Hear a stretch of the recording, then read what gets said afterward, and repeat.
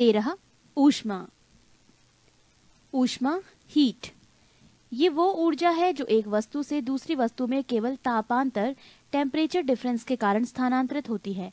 किसी वस्तु में निहित ऊष्मा उस वस्तु के द्रव्यमान पर निर्भर करती है। यदि कार्य W ऊष्मा Q में बदलता है तो W/Q बराबर J या W/JQ, यहाँ J एक नियतांक है जिसे ऊष्मा का यांत्रिक तुल्यांक मैकेनिकल इक्विवेलेंट ऑफ हीट कहते हैं। J का मान 4.18 जूल प्रति कैलोरी होता है। इसका तात्पर्य ये हुआ कि यदि 4.186 जूल का यांत्रिक कार्य किया जाए तो उत्पन्न ऊष्मा की मात्रा 1 कैलोरी होगी। ऊष्मा के मात्रक यूनिट्स ऑफ हीट। ऊष्मा का SI मात्रक जूल है। इसके लिए निम्न मात्रक का प्रयोग भी किया जाता है। 1 कैलोरी। 1 ग्राम जल का ताप 1 डिग्री सेल्सियस बढ़ाने के लिए आवश्यक ऊष्मा की मात्रा को कैलोरी कहते हैं। 2 अंतर्राष्ट्रीय कैलोरी, इंटरनेशनल कैलोरी। 1 ग्राम शुद्ध जल का ताप 14.5 डिग्री सेल्सियस से 15.5 डिग्री सेल्सियस तक बढ़ाने के लिए आवश्यक ऊष्मा की मात्रा को 1 कैलोरी कहा जाता है। 3 British thermal unit BTHU। 1 pound जल का ताप 1 डिग्री फ़ारेनहाइट बढ़ाने के लिए आवश्यक ऊष्मा की मात्रा को 1 BTHU कहते हैं, यानी 1 ब्रिटिश थर्मल यूनिट कहते हैं। विभिन्न मात्रकों में संबंध। 1 BTH यूनिट बराबर 252 कैलोरी। 1 किलो कैलोरी बराबर 4186 जूल बराबर 1000 कैलोरी। 1 कैलोरी बराबर 4.186 जूल। पृष्ठ 288। ताप टेम्परेचर। ताप वो भौतिक कारक है जो एक वस्तु से दूसरी वस्तु में ऊष्मीय ऊर्जा के प्रवाह की दिशा निश्चित करता है, अर्थात जिस कारण से ऊर्जा स्थानांतरण होती है उसे ताप कहते हैं। ताप मापन मेजरमेंट ऑफ टेम्परेचर। तापमापी थर्मोमीटर। तापमापी ताप मापने के लिए जो उपकरण प्रयोग में लाया जाता है उसे तापमापी कहते हैं। ताप मापने के लिए पैमाने स्केल्स ऑफ टेम्परेचर मेजरमेंट। निम्न प्रकार के ताप पैमाने प्रचलित हैं। 1 सेल्सियस पैमाना। इस पैमाने का आविष्कार स्वीडन के वैज्ञानिक सेल्सियस ने किया था। इस पैमाने में हिमांक को 0 डिग्री सेल्सियस व भाप बिंदु को 100 डिग्री सेल्सियस अंकित किया जाता है तथा इनके बीच की दूरी को 100 बराबर भागों में बांट देते हैं। प्रत्येक भाग को 1 डिग्री सेल्सियस कहते हैं। 2 फ़ारेनहाइट पैमाना। इसका आविष्कार जर्मन वैज्ञानिक फ़ारेनहाइट ने किया। इसका हिमांक 32 डिग्री फ़ारेनहाइट एवं भाप बिंदु 212 डिग्री फ़ारेनहाइट है। इनके बीच की दूरी को 180 बराबर भागों में बांट दिया जाता है। 3 रोमर पैमाना। इसका हिमांक 0 डिग्री रोमर एवं भाप बिंदु 80 डिग्री रोमर है। इनके बीच का भाग 80 बराबर भागों में बांट दिया जाता है। 4 केल्विन पैमाना। इसमें हिमांक को 273 केल्विन एवं भाप बिंदु को 373 केल्विन है। इन दोनों बिंदुओं के बीच की दूरी को समान 100 भागों में विभाजित कर दिया जाता है। चारों पैमानों में संबंध। C-0/100 बराबर F-32/180 बराबर R-0/80 बराबर K-273/100। परम शून्य एब्सोल्यूट जीरो। सिद्धांत रूप से अधिकतम ताप की कोई सीमा नहीं है, परंतु निम्नतम ताप की सीमा है। किसी भी वस्तु का ताप -273.15 डिग्री सेल्सियस से कम नहीं हो सकता है। इसे परम शून्य ताप कहते हैं। केल्विन पैमाने पर 0 केल्विन लिखते हैं, अर्थात 0 केल्विन बराबर -273.15 डिग्री सेल्सियस एवं 273 डिग्री 16 केल्विन बराबर 0 डिग्री सेल्सियस। पहले सेल्सियस पैमाने को सेंटीग्रेड पैमाना कहा जाता था। केल्विन में व्यक्त ताप में डिग्री नहीं लिखा जाता है। पारा -39 डिग्री सेल्सियस पर जमता है, अतः इससे निम्न ताप ज्ञात करने के लिए अल्कोहल तापमापी का प्रयोग किया जाता है। अल्कोहल -115 डिग्री सेल्सियस पर जमता है। द्रव तापमापी। पारा तापमापी लगभग -30 डिग्री सेल्सियस से 350 डिग्री सेल्सियस तक के ताप मापने के लिए प्रयुक्त होता है। गैस तापमापी। इस प्रकार के तापमापियों में स्थिर आयतन हाइड्रोजन गैस तापमापी से 500 डिग्री सेल्सियस तक के ताप को मापा जा सकता है। हाइड्रोजन की जगह नाइट्रोजन गैस लेने पर 1500 डिग्री सेल्सियस तक के ताप का मापन किया जा सकता है। प्लेटिनम प्रतिरोध तापमापी, इसके द्वारा -200 डिग्री सेल्सियस से 1200 डिग्री सेल्सियस तक के ताप को मापा जाता है। ताप युग्म तापमापी, इसका उपयोग -200 डिग्री सेल्सियस से 1600 डिग्री सेल्सियस तक के तापों के मापन के लिए किया जाता है। पूर्ण विकिरण उत्तापमापी, टोटल रेडिएशन पायरोमीटर, इस तापमापी से दूर स्थित वस्तु के ताप को मापा जाता है, जैसे सूर्य का ताप। इसके द्वारा 800 डिग्री सेल्सियस से ऊंचे ताप ही मापे जाते हैं, इससे नीचे का ताप नहीं, क्योंकि इससे कम ताप की वस्तुएं ऊष्मीय विकिरण उत्सर्जित नहीं करती है। ये तापमापी स्टीफेन के नियम पर आधारित है, जिसके अनुसार उच्च ताप पर किसी वस्तु से उत्सर्जित विकिरण की मात्रा इसके परम ताप के चतुर्थ घात के अनुक्रमानुपाती होता है। पृष्ठ 289, विशिष्ट ऊष्मा, स्पेसिफिक हीट। किसी पदार्थ की विशिष्ट ऊष्मा ऊष्मा की वो मात्रा है जो उस पदार्थ के एकांक द्रव्यमान में एकांक ताप वृद्धि उत्पन्न करती है। इसे प्रायः C द्वारा व्यक्त किया जाता है। विशिष्ट ऊष्मा का SI मात्रक जूल किलोग्राम -1 केल्विन की पावर -1 कोष्ठक में J kg की पावर -1 K की पावर -1 होता है। 1 ग्राम जल का ताप 1 डिग्री सेल्सियस बढ़ाने के लिए 1 कैलोरी ऊष्मा की आवश्यकता होती है। अतः जल की विशिष्ट ऊष्मा धारिता 1 कैलोरी प्रति ग्राम डिग्री सेल्सियस होता है। जल की विशिष्ट ऊष्मा धारिता अन्य पदार्थों की तुलना में सबसे अधिक है। कुछ पदार्थों की विशिष्ट ऊष्मा या विशिष्ट ऊष्मा धारिता कोष्ठक में जूल प्रति किलोग्राम कैलोरी होता है। बर्फ 2100 जूल प्रति किलोग्राम कैलोरी, पारा 140, लेड 130, लोहा 460, केरोसिन तेल 210, जल 4200। ऊष्मीय प्रसार, थर्मल एक्सपेंशन, किसी वस्तु को गर्म करने पर उसकी लंबाई, क्षेत्रफल एवं आयतन में वृद्धि होती है। लंबाई में वृद्धि की माप रेखीय प्रसार गुणांक अल्फा, क्षेत्रफल में वृद्धि की माप क्षेत्रीय प्रसार गुणांक बीटा तथा आयतन में वृद्धि को आयतन प्रसार गुणांक गामा द्वारा व्यक्त किया जाता है। अल्फा, बीटा एवं गामा में संबंध, अल्फा अनुपात बीटा अनुपात गामा समानुपात 1:2:3 और बीटा बराबर 2 अल्फा तथा गामा बराबर 3 अल्फा। जल का असामान्य प्रसार, प्रायः सभी द्रव गर्म किए जाने पर आयतन में बढ़ते हैं, परंतु जल 0 डिग्री सेल्सियस से 4 डिग्री सेल्सियस तक गर्म करने पर आयतन में घटता है तथा 4 डिग्री सेल्सियस के बाद गर्म करने पर आयतन में बढ़ना शुरू कर देता है। इसका अर्थ यह है कि 4 डिग्री सेल्सियस पर जल का घनत्व अधिकतम होता है। ऊष्मा का संचरण, ऊष्मा का एक स्थान से दूसरे स्थान पर जाने को ऊष्मा का संचरण कहते हैं। इसकी 3 विधियां हैं, 1 चालन, 2 संवहन और 3 विकिरण। चालन, कंडक्शन, चालन के द्वारा ऊष्मा पदार्थ में एक स्थान से दूसरे स्थान तक पदार्थ के कणों को अपने स्थान का परिवर्तन किए बिना पहुंचती है। ठोस में ऊष्मा का संचरण चालन विधि द्वारा ही होता है। संवहन, कन्वेक्शन, इस विधि में ऊष्मा का संचरण पदार्थ के कणों के स्थानांतरण के द्वारा होता है। इस प्रकार पदार्थ के कणों के स्थानांतरण से धाराएं बहती हैं, जिन्हें संवहन धाराएं कहते हैं। गैसों एवं द्रवों में ऊष्मा का संचरण संवहन द्वारा ही होता है। वायुमंडल संवहन विधि के द्वारा ही गर्म होता है। विकिरण, रेडिएशन, इस विधि में ऊष्मा गर्म वस्तु से ठंडी वस्तु की ओर बिना किसी माध्यम की सहायता के तथा बिना माध्यम को गर्म किए प्रकाश की चाल से सीधी रेखा में संचारित होती है। न्यूटन का शीतलन नियम, न्यूटन्स लॉ ऑफ कूलिंग, समान अवस्था रहने पर विकिरण द्वारा किसी वस्तु के ठंडे होने की दर वस्तु तथा उसके चारों ओर के माध्यम के तापांतर पर के अनुक्रमानुपाती होती है। अतः वस्तु जैसे जैसे ठंडी होती जाएगी उसके ठंडे होने की दर कम होती जाएगी। किरचॉफ का नियम, किरचॉफ लॉ, इसके अनुसार अच्छे अवशोषक ही अच्छे उत्सर्जक होते हैं। अंधेरे कमरे में यदि एक काली और एक सफेद वस्तु को समान ताप पर गर्म करके रखा जाए तो काली वस्तु अधिक विकिरण उत्सर्जित करेगी, अतः काली वस्तु अंधेरे में अधिक चमकेगी।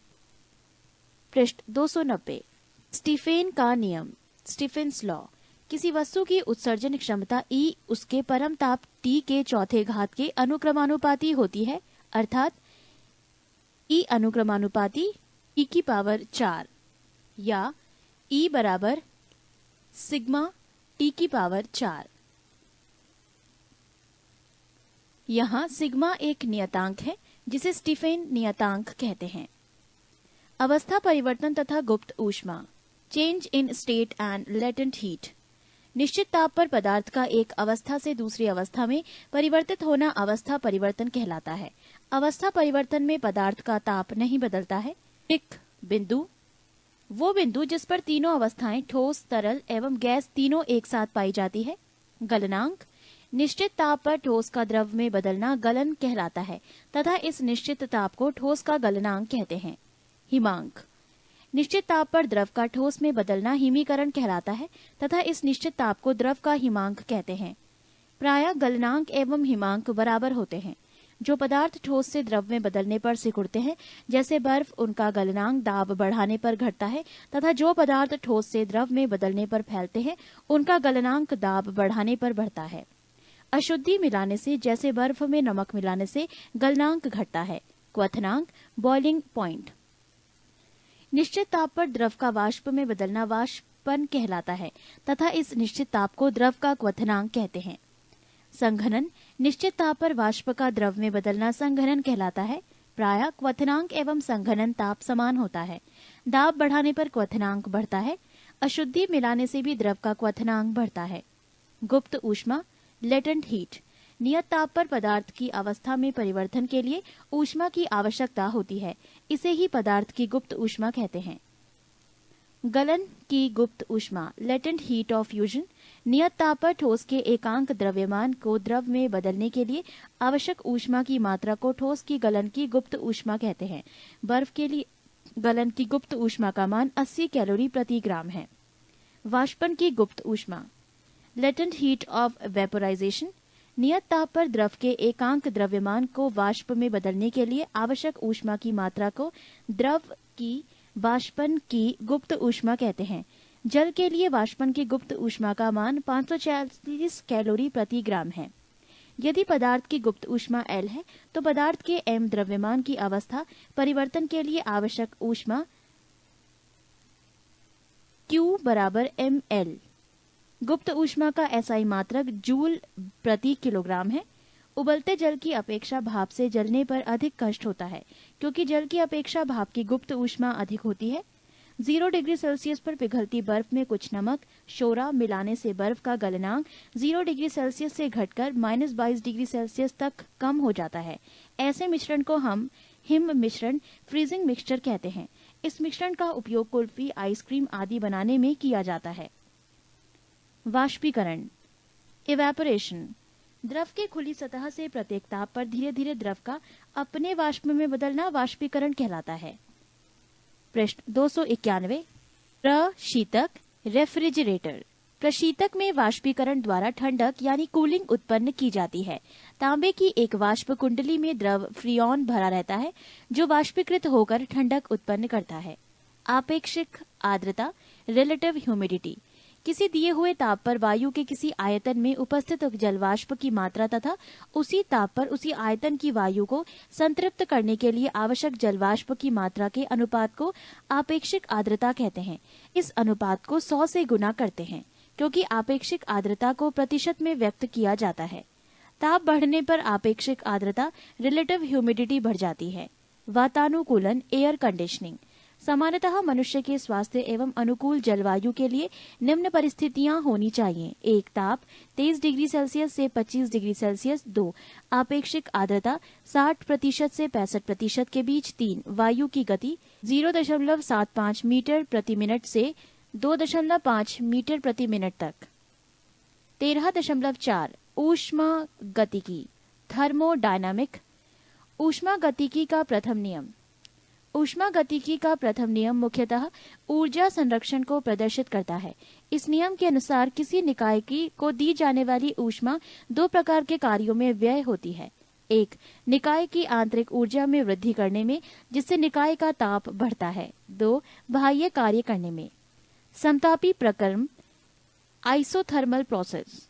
जब किसी निकाय में कोई परिवर्तन इस प्रकार हो कि निकाय का ताप पूरी क्रिया में स्थिर रहे तो उस परिवर्तन को समतापी परिवर्तन कहते हैं। रुद्धोष्म प्रक्रम, एडियाबेटिक प्रोसेस। यदि किसी निकाय में कोई परिवर्तन इस प्रकार हो कि पूरी प्रक्रिया के दौरान निकाय ना तो बाहरी माध्यम को ऊष्मा दे और ना ही उससे कोई ऊष्मा ले, तो इस परिवर्तन को रुद्धोष्म परिवर्तन कहते हैं। कार्बन डाइऑक्साइड का अचानक प्रसार होने पर वो शुष्क बर्फ के रूप में बदल जाती है। ये रुद्धोष्म परिवर्तन का उदाहरण है। ऊष्मा गतिकी का दूसरा नियम। ऊष्मा गतिकी का प्रथम नियम ऊष्मा के प्रवाहित होने की दिशा नहीं बताता। ऊष्मा गतिकी का द्वितीय नियम ऊष्मा के प्रवाहित होने की दिशा को व्यक्त करता है। इस नियम को दो कथनों के रूप में व्यक्त किया जाता है जो निम्न है। एक, केल्विन के कथन के अनुसार ऊष्मा का पूर्णतया कार्य में परिवर्तन असंभव है। दो, क्लासियस के कथन के अनुसार ऊष्मा अपने कम ताप की वस्तु से अधिक ताप की वस्तु की ओर प्रवाहित नहीं हो सकती है। 14, प्रकाश। प्रकाश एक प्रकार की ऊर्जा है जो विद्युत चुंबकीय तरंगों के रूप में संचारित होती है। इसका ज्ञान हमें आंखों द्वारा प्राप्त होता है। इसका तरंग दैर्ध्य 3900 एंगस्ट्रॉम से 7800 एंगस्ट्रॉम के बीच होता है। प्रकाश का विद्युत चुंबकीय तरंग सिद्धांत प्रकाश के केवल कुछ गुणों की व्याख्या कर पाता है, जैसे प्रकाश का परावर्तन, प्रकाश का अपवर्तन, प्रकाश का सीधी रेखा में गमन, प्रकाश का विवर्तन, प्रकाश का व्यतिकरण एवं प्रकाश का ध्रुवण।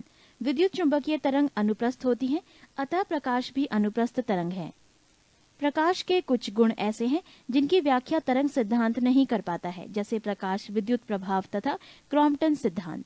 प्रकाश विद्युत प्रभाव एवं क्रॉम्पटन सिद्धांत की व्याख्या आइंस्टीन द्वारा प्रतिपादित प्रकाश के फोटॉन सिद्धांत द्वारा की जाती है। वास्तव में ये दोनों प्रभाव प्रकाश की कण प्रकृति को प्रकट करते हैं। पृष्ठ 292। प्रकाश का फोटॉन सिद्धांत। इसके अनुसार प्रकाश ऊर्जा के छोटे छोटे बंडलों या पैकेटों के रूप में चलता है, जिन्हें फोटॉन कहते हैं। आज प्रकाश को कुछ घटनाओं में तरंग और कुछ में कण माना जाता है। इसी को प्रकाश की दोहरी प्रकृति कहते हैं।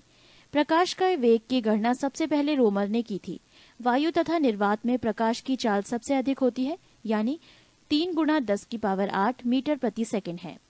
प्रकाश की चाल माध्यम के अपरिवर्तनांक म्यू पर निर्भर करता है। जिस माध्यम का अपरिवर्तनांक जितना अधिक होता है उसमें प्रकाश की चाल उतनी ही कम होती है, यानी U = C/μ, जहां U = माध्यम में प्रकाश की चाल, C = निर्वात में प्रकाश की चाल। प्रकाश को सूर्य से पृथ्वी तक आने में औसतन 499 से यानी 8 मिनट 19 सेकंड का समय लगता है। चंद्रमा से परावर्तित प्रकाश को पृथ्वी तक आने में 1.28 सेकंड का समय लगता है। प्रकाश के प्रति व्यवहार के आधार पर वस्तुओं को निम्न भागों में बांटा जा सकता है। 1. प्रदीप्त वस्तुएं, ल्यूमिनियस बॉडीज। ये वस्तुएं जो स्वयं के प्रकाश से प्रकाशित होती है, जैसे सूर्य, विद्युत बल्ब आदि। 2. अप्रदीप्त वस्तुएं, नॉन ल्यूमिनस बॉडीज। वो वस्तुएं जो जिनका अपना समय स्वयं का प्रकाश नहीं होता, लेकिन उन पर प्रकाश डालने पर वो दिखाई देने लगते हैं, जैसे मेज, कुर्सी आदि।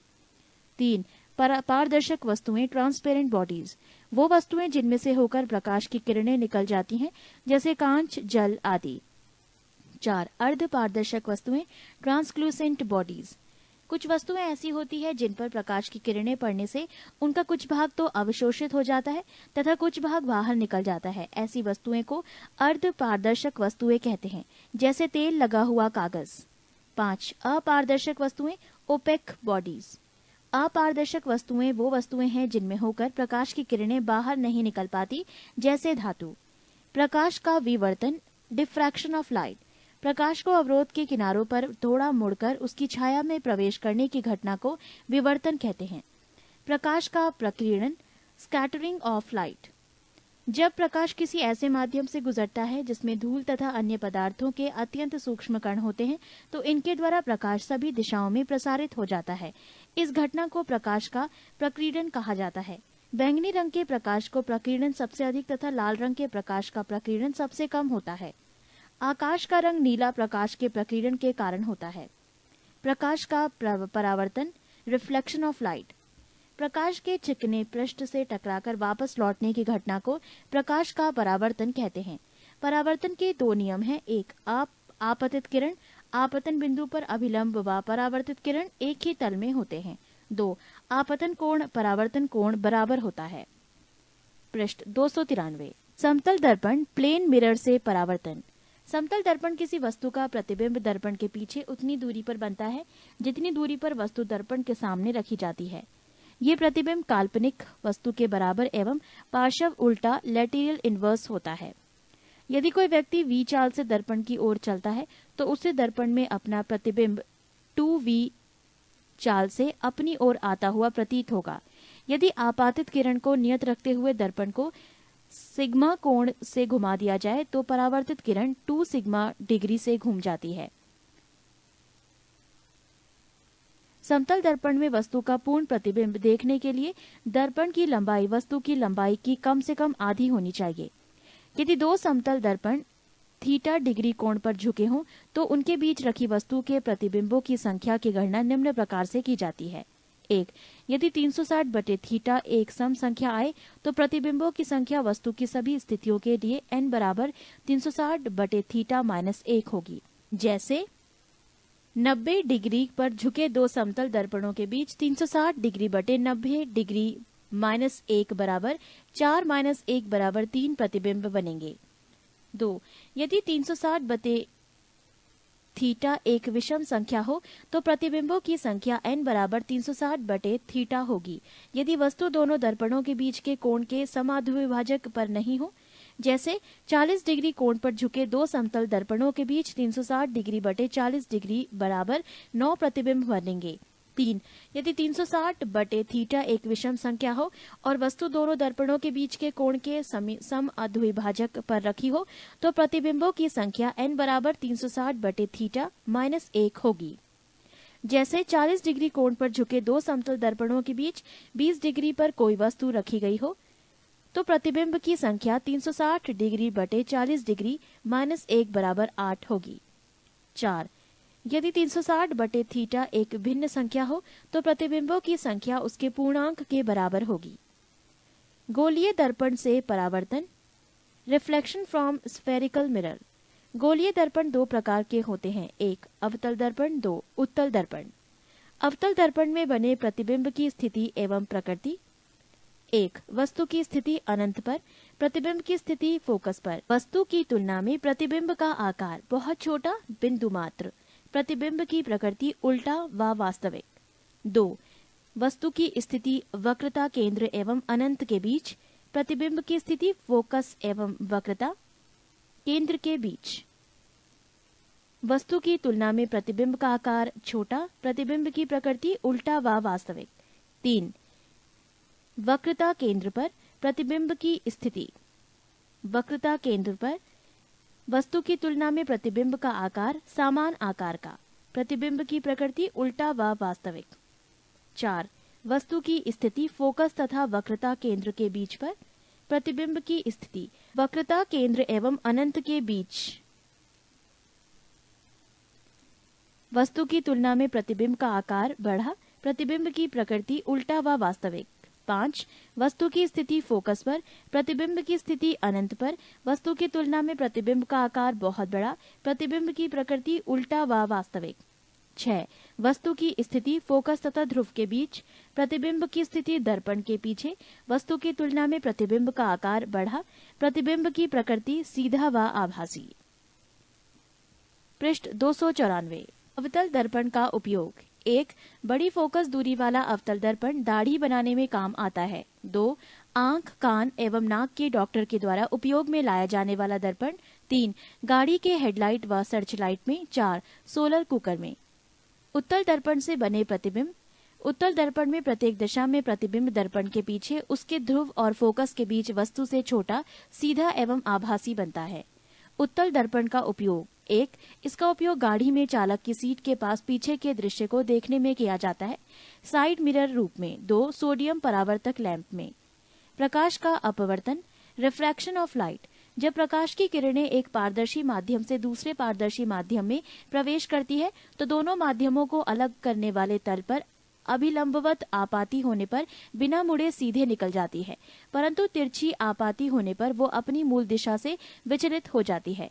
इस घटना को प्रकाश का अपवर्तन कहते हैं। जब प्रकाश की कोई किरण विरल माध्यम, रेरर मीडियम से सघन माध्यम, डेंसर मीडियम जैसे हवा से पानी में प्रवेश करती है, तो वो दोनों माध्यमों के पृष्ठ पर खींचे गए अभिलंब की ओर झुक जाती है, तथा जब किरण सघन माध्यम से विरल माध्यम में प्रवेश करती है तो वो अभिलंब से दूर हट जाती है। लेकिन जो किरण अभिलंब के समांतर प्रवेश करती है उनके पथ में कोई परिवर्तन नहीं होता। अपवर्तन के नियम। 1. आपतित किरण, अभिलंब तथा अपवर्तित किरण तीनों एक ही समतल में स्थित होते हैं। 2. किन्हीं दो माध्यमों के लिए आपतन कोण का ज्या साइन तथा अपवर्तन कोण के ज्या साइन का अनुपात एक नियतांक होता है, अर्थात sine i upon sine r बराबर म्यू, कोष्ठक में नियतांक, कोष्ठक समाप्त। नियतांक का पहले माध्यम के सापेक्ष दूसरे माध्यम का अवर्तनांक कहते हैं। इस नियम को स्नेल का नियम भी कहते हैं। किसी माध्यम का अपवर्तनांक भिन्न भिन्न रंग के प्रकाश के लिए भिन्न भिन्न होता है। तरंग दैर्ध्य बढ़ने के साथ अवर्तनांक का मान कम हो जाता है, अतः लाल रंग का अपवर्तनांक सबसे कम तथा बैंगनी रंग का अपवर्तनांक सबसे अधिक होता है। ताप बढ़ने पर भी समानतः अपवर्तनांक घटता है, लेकिन ये परिवर्तन बहुत ही कम होता है। किसी माध्यम का निरपेक्ष अपवर्तनांक निर्वात में प्रकाश की चाल तथा उस माध्यम में प्रकाश की चाल के अनुपात के बराबर होता है, अर्थात निरपेक्ष अपवर्तनांक म्यू बराबर निर्वात में प्रकाश की चाल बटे माध्यम में प्रकाश की चाल। प्रकाश के अपवर्तन के कारण घटने वाली घटनाएं। 1. द्रव में अंशतः डूबी हुई सीधी छड़ टेढ़ी दिखाई पड़ती है। 2. तारे टिमटिमाते हुए दिखाई पड़ते हैं। 3. सूर्योदय के पहले एवं सूर्यास्त के बाद भी सूर्य दिखाई देता है। 4. पानी से भरे किसी बर्तन की तली में पड़ा हुआ सिक्का ऊपर उठा हुआ दिखाई पड़ता है। 5. जल के अंदर पड़ी हुई मछली वास्तविक गहराई से कुछ ऊपर उठी हुई दिखाई पड़ती है। प्रकाश का पूर्ण आंतरिक परावर्तन, total internal reflection of light. क्रांतिक कोण, क्रिटिकल एंगल। क्रांतिक कोण सघन माध्यम में बना वो आपतन कोण होता है जिसके लिए विरल माध्यम में अपवर्तन कोण का मान 90 डिग्री होता है। आपतन कोण का मान क्रांतिक कोण से थोड़ा सा अधिक कर दे तो प्रकाश विरल माध्यम में बिल्कुल ही नहीं जाता, बल्कि संपूर्ण प्रकाश परावर्तित होकर सघन माध्यम में ही लौट आता है। पृष्ठ 295। इस घटना को प्रकाश का पूर्ण आंतरिक परावर्तन कहते हैं। इसमें प्रकाश का अपवर्तन बिल्कुल नहीं होता, संपूर्ण आपतित प्रकाश परावर्तित हो जाता है। किसी पृष्ठ के जिस भाग से पूर्ण आंतरिक परावर्तन होता है वो चमकने लगता है। प्रकाश के पूर्ण आंतरिक परावर्तन के लिए निम्न 2 शर्तों का पूरा होना अनिवार्य है। 1. प्रकाश की किरण सघन माध्यम से विरल माध्यम में जा रही हो। 2. आपतन कोण क्रांतिक कोण से बड़ा हो। पूर्ण आंतरिक परावर्तन के उदाहरण है। 1. हीरा का चमकना। 2. रेगिस्तान में मरीचिका मायरेज का बनना। 3. जल में पड़ी परखनली का चमकना। 4. कांच में आई दरार का चमकना। प्रकाशिक तंतु, ऑप्टिकल फाइबर्स। प्रकाश सरल रेखा में गमन करता है, लेकिन पूर्ण आंतरिक परावर्तन का उपयोग करके प्रकाश को एक वक्रीय मार्ग में चलाया जा सकता है। प्रकाशिक तंतु पूर्ण आंतरिक परावर्तन के सिद्धांत पर आधारित एक ऐसी युक्ति है जिसके द्वारा प्रकाश सिग्नल को इसकी तीव्रता में बिना क्षय के एक स्थान से दूसरे स्थान तक स्थानांतरित किया जा सकता है, चाहे मार्ग कितना भी टेढ़ा मेढ़ा हो। प्रकाशिक तंतु का उपयोग। 1. प्रकाश सिग्नलों के दूरसंचार में। 2. विद्युत सिग्नल को प्रकाश सिग्नल में बदलकर प्रेषित करने में तथा अभिग्रहण करने में। 3. मनुष्य के शरीर के आंतरिक भागों का परीक्षण करने में। 4. शरीर के अंदर लेसर किरणों को भेजने में। लेंस द्वारा प्रकाश का अपवर्तन, refraction of light through lens. सामान्यतः 2 गोलीय पृष्ठों से घिरे हुए किसी अपवर्तक माध्यम को लेंस कहा जाता है। प्रायः लेंस 2 प्रकार के होते हैं। 1. उत्तल लेंस कॉन्वेक्स लेंस और 2. अवतल लेंस कॉनकेव लेंस। लेंसों से संबंधित कुछ पारिभाषिक शब्द। उत्तल लेंस O प्रकाशिक केंद्र, C1 और C2 लेंस का मुख्य अक्ष, यह है उत्तल लेंस। तथा अवतल लेंस F1 प्रथम फोकस तथा F2 द्वितीय फोकस, मुख्य फोकस। उत्तल लेंस द्वारा वस्तु की विभिन्न स्थितियों के लिए बने प्रतिबिंब। 1. वस्तु की स्थिति अनंत पर, प्रतिबिंब की स्थिति F2 पर, प्रतिबिंब की प्रकृति एवं वस्तु की तुलना में आकार वास्तविक, बहुत छोटा एवं उल्टा। 2. C1 से परे प्रतिबिंब की स्थिति F2 एवं C2 के बीच प्रतिबिंब की प्रकृति एवं वस्तु की तुलना में आकार वास्तविक छोटा तथा उल्टा। 3. C1 पर प्रतिबिंब की स्थिति C2 पर प्रतिबिंब की प्रकृति एवं वस्तु की तुलना में आकार वास्तविक बराबर और उल्टा। 4. C1 एवं F1 के बीच प्रतिबिंब की स्थिति C2 से परे प्रतिबिंब की प्रकृति एवं वस्तु की तुलना में आकार वास्तविक बड़ा और उल्टा। 5. F1 पर प्रतिबिंब की स्थिति अनंत पर प्रतिबिंब की प्रकृति एवं वस्तु की तुलना में आकार वास्तविक बहुत बड़ा और उल्टा। 6. O एवं F1 के बीच प्रतिबिंब की स्थिति लेंस के उसी ओर जिस ओर वस्तु है प्रतिबिंब की प्रकृति एवं वस्तु की तुलना में आकार आभासी, सीधा तथा आवर्धित। पृष्ठ 296। अवतल लेंस में प्रतिबिंब F2 एवं प्रकाशिक केंद्र O के बीच बनता है। ये प्रतिबिंब सीधा तथा आभासी एवं वस्तु से छोटा होता है, चाहे वस्तु कहीं भी रखी जाए। लेंस की क्षमता, पावर ऑफ लेंस। लेंस की फोकस दूरी के व्युत्क्रम रेसिप्रोकल को लेंस की क्षमता कहते हैं। यदि किसी लेंस की फोकस दूरी f मीटर में हो तो उसकी क्षमता P बराबर 1/f डायोप्टर होती है। डायोप्टर SI मात्रक है जिसे D द्वारा सूचित किया जाता है। उत्तल लेंस की क्षमता धनात्मक एवं अवतल लेंस की क्षमता ऋणात्मक होती है। यदि दो लेंसों को परस्पर सटाकर रख दें तो उनकी क्षमताएं जुड़ जाती हैं तथा संयुक्त लेंस की क्षमता दोनों लेंसों की क्षमताओं के योग के बराबर होती है। लेंस की क्षमता में परिवर्तन। लेंस को किसी द्रव में डुबोने पर उसकी फोकस दूरी व क्षमता दोनों बदल जाती है। ये लेंस एवं द्रव के अपरिवर्तनांक पर निर्भर करता है। मान लिया जाए कि म्यू अपरिवर्तनांक वाले लेंस को म्यू डैश अपरिवर्तनांक वाले द्रव में डुबाया जाता है तो निम्न 3 स्थितियां उत्पन्न होंगी। 1. Mu greater than mu dash, अर्थात जब लेंस को ऐसे द्रव में डुबाया जाता है जिसका अपरिवर्तनांक लेंस के पदार्थ के अपरिवर्तनांक से कम है। ऐसी स्थिति में लेंस की क्षमता घट जाती है, अर्थात उसकी फोकस दूरी बढ़ जाती है। लेंस की प्रकृति पर कोई प्रभाव नहीं पड़ता। उदाहरण के लिए कांच बराबर म्यू बराबर 1.5 के लेंस को पानी म्यू डैश बराबर 1.33 में डुबाने पर। 2. म्यू बराबर म्यू डैश, अर्थात जब लेंस को समान अपरिवर्तनांक वाले द्रव में डुबाते हैं, ऐसी स्थिति में लेंस की फोकस दूरी अनंत हो जाती है जिससे उसकी क्षमता समाप्त हो जाती है। वो एक समतल प्लेट की भांति व्यवहार करता है। ऐसे द्रव में लेंस को डुबोने पर लेंस दिखाई नहीं देता है। 3. Mu smaller than mu dash, अर्थात जब लेंस को ऐसे द्रव में डुबाया जाता है जिसका अपरिवर्तनांक लेंस के अपरिवर्तनांक से अधिक है।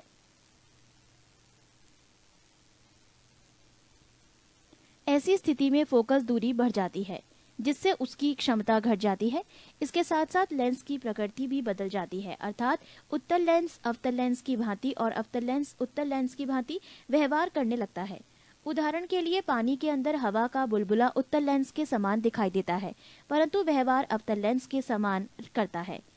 कांच कोष्ठक में म्यू बराबर 1.5 कोष्ठक समाप्त के लेंस को कार्बन डाइऑक्साइड कोष्ठक में म्यू डैश बराबर 1.68 कोष्ठक समाप्त में डुबोने पर उत्तल लेंस अवतल लेंस के समान तथा अवतल लेंस उत्तल लेंस के समान व्यवहार करता है।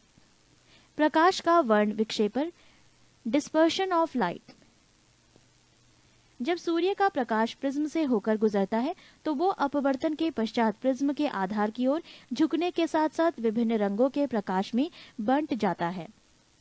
इस प्रकार से प्राप्त रंगों के समूह को वर्णक्रम स्पेक्ट्रम कहते हैं तथा श्वेत प्रकाश को अपने अवयवी रंगों में विभक्त होने की क्रिया को वर्ण विक्षेपण कहते हैं। सूर्य के प्रकाश से प्राप्त रंगों में बैंगनी रंग का विक्षेपण सबसे अधिक एवं लाल रंग का विक्षेपण सबसे कम होता है। विभिन्न रंगों का आधार से ऊपर की ओर क्रम इस प्रकार है: बैंगनी वायलेट, जामुनी इंडिगो, नीला ब्लू, हरा ग्रीन, पीला येलो, नारंगी ऑरेंज तथा लाल रेड। न्यूटन ने 1666 ईस्वी में पाया कि भिन्न भिन्न रंग भिन्न भिन्न कोणों से विक्षेपित होते हैं। वर्ण विक्षेपण किसी पारदर्शी पदार्थ में भिन्न भिन्न रंगों के प्रकाश के भिन्न भिन्न वेग होने के कारण होता है। पृष्ठ 297। अतः किसी पदार्थ का अपरिवर्तनांक भिन्न भिन्न रंगों के प्रकाश के लिए भिन्न भिन्न होता है।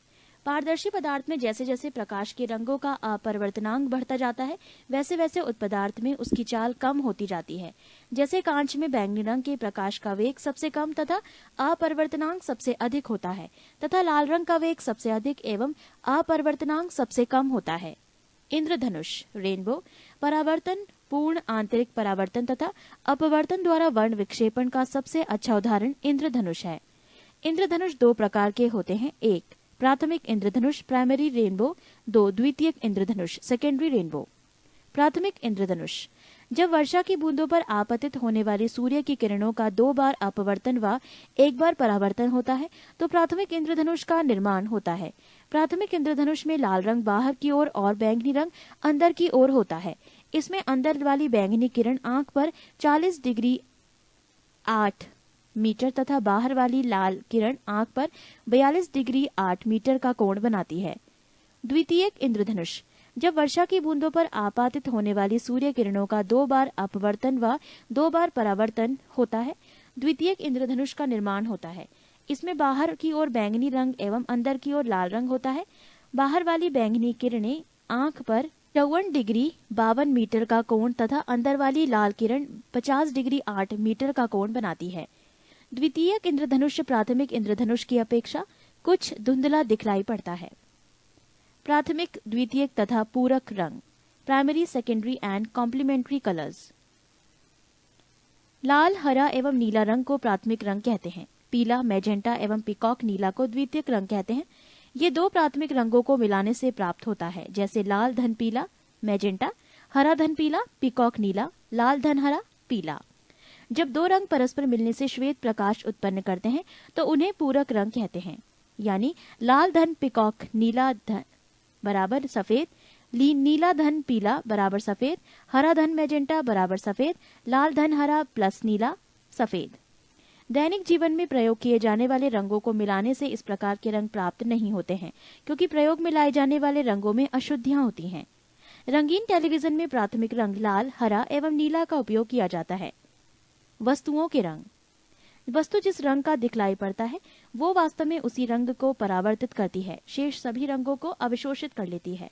जो वस्तु सभी रंगों को परावर्तित कर देती है वो श्वेत दिखलाई पड़ती है, क्योंकि सभी रंगों का मिश्रित प्रभाव सफेद होता है।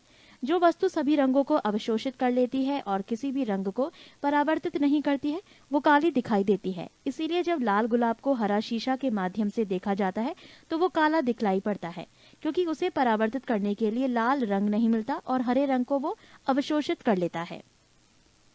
पृष्ठ 298। विभिन्न वस्तुओं पर विभिन्न रंगों की किरणें डालने पर वो किस तरह को देखती हैं, इसे निम्नलिखित तालिका में देखा जा सकता है।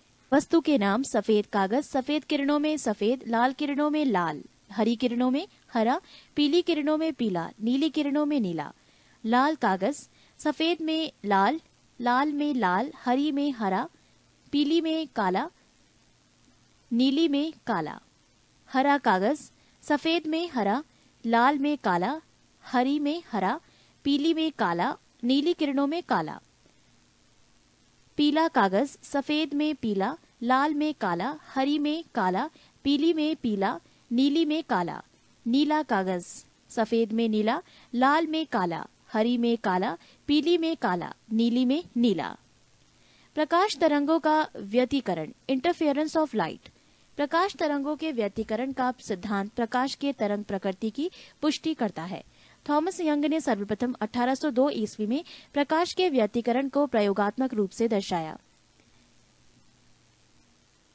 जब समान आवृत्ति व समान आयाम की दो प्रकाश तरंगे जो मूलतः एक ही प्रकाश स्रोत से किसी माध्यम में एक ही दिशा में गमन करती है तो उनके अध्यारोपण के फलस्वरूप प्रकाश की तीव्रता में परिवर्तन हो जाता है। इस घटना को प्रकाश का व्यतिकरण कहते हैं।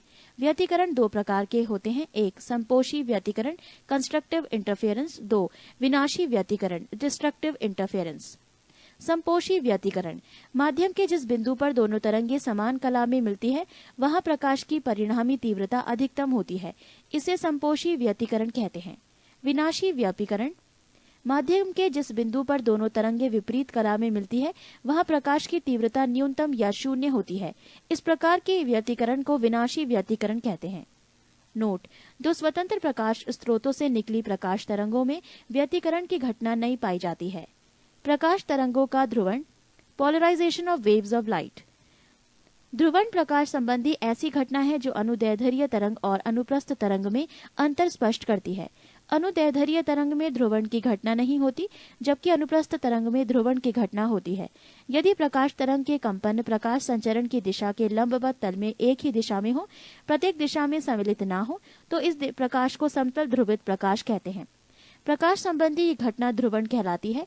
साधारण प्रकाश में विद्युत वेक्टर के कंपन प्रकाश संचरण की दिशा के लंबवत तल में प्रत्येक दिशा के समान रूप से अथवा समापित रूप से होते हैं।